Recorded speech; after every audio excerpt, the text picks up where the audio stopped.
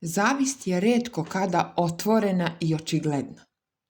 Često dolazi upakovana u osmeh, podršku, pa čak i u kompliment.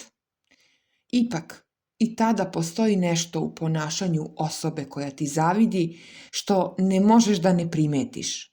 Boli je svaki tvoj uspeh, svaki tvoj dobitak i svaka tvoja radost.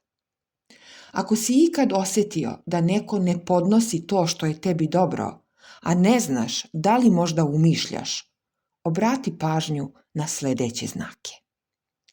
Prvi znak. Umjesto da se obraduje tvom uspehu, on ili ona ga umanji ili ignoriše. Kada mu ispričaš nešto lepo iz svog života, promeni temu ili ti kroz osmeh kaže nešto da te ponizi, omalovaži i spusti. Nikada ništa ne govori direktno, ali lepo vidiš da mu tvoj uspeh ili radost smetaju. Umjesto da se obraduje zajedno sa tobom, kaže, pa dobro, nije to ništa posebno. Kada se neko pravi da ti želi dobro, a ne može da podnese tvoj uspeh, to nije ni ljubav, ni prijateljstvo. Drugi znak. Takmiči se sa tobom iako ti uopšte nisi u tom fazonu. Ti samo živiš svoj život, a ona uporno pokušava da dokaže da je bolji, pametniji, uspešniji. Čak i kada pričaš o nečemu ličnom, ne može da se suzdrži da se ne upoređuje i da ne istakne da je bolji. Zavist često tera ljude da se upoređuju sa tobom, iako je tebi potpuno jasno da je svaka konkurencija glupa i nepotrebna. Treći znak. Ismeva tvoje ideje, promene ili ciljeve koje imaš. Kada odlučiš da napreduješ ili da nešto promeniš u svom životu na bolje, toj osobi nije drago. Smeta joj hrabrost, volja i upornost koju imaš da mijenjaš stvari koje ona možda trpi godinama. Ismevanjem pokušava da te obeshrabri i ponizi, jer želi da te zaustavi u tvom rastu. Ako tebi bude dobro, šta će onda ona da radi? Tvoje napredovanje otkriće njeno degradiranje. Četvrti znak. Priča lepo kada si sa njom, a drugačije kada te nema.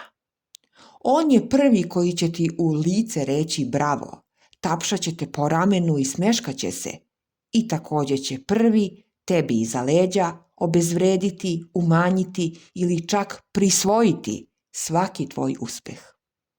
Pre ili kasnije sve te priče stignu do tebe.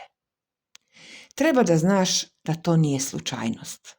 Tako izgleda zavist u punom zamahu. 5. Teši te kada je teško, ali se povuče kada ti krene dobro. Dok ti je teško, ima vremena i razumevanja da te teši i pomaže. Ali kad tvoj loš period prođe, kad zablistaš, kada se nasmeješ, povlači se i postaje hladan. Zašto? Zato što mu više prija tvoja slabost od tvoje snage. I time je sve rečeno. 6. znak. Ima potrebu da pronađe lošu stranu u svemu lepom što ti se dešava. Nađeš dobar posao, nije sve u parama i znaš li ti koliki je to stres. Uđeš u lepu vezu, ljubav i onako ne postoji i sve je to kratkog daha. Osoba jednostavno ne može da podnese kada kod tebe sve ide onako kako treba. Zato će ovakvim glupim i otrovnim rečenicama da proba da umanji tvoju sreću. Kada neko uvek nađe ali za svaku tvoju radost i svaki tvoj uspeh, to nije realizam, to je zavist. 7. znak. Često te imitira, ali nikada ne priznaje da to radi. Počinje da priča ili da se oblači kao ti. Želi da radi isti posao.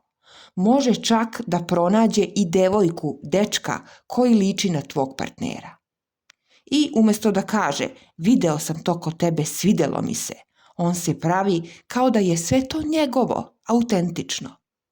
Zavist obožava da uzme, ali ne i da prizna. A kada bi neko stalno da bude ti, jasno ti je šta stoji iza toga. Nisu svi koji ti se smeškaju tvoji saveznici. Nisu svi koji ćute ravnodušni. Zavist može dobro da se krije, ali se uvek osjeća. A kada jednom naučiš da je prepoznaš, više joj ne daješ prilaz. Nadam se da će ti ovaj video pomoći u tome. Ako ti se video dopao, podeli ga sa drugima i na svojim društvenim mrežama. Hvala.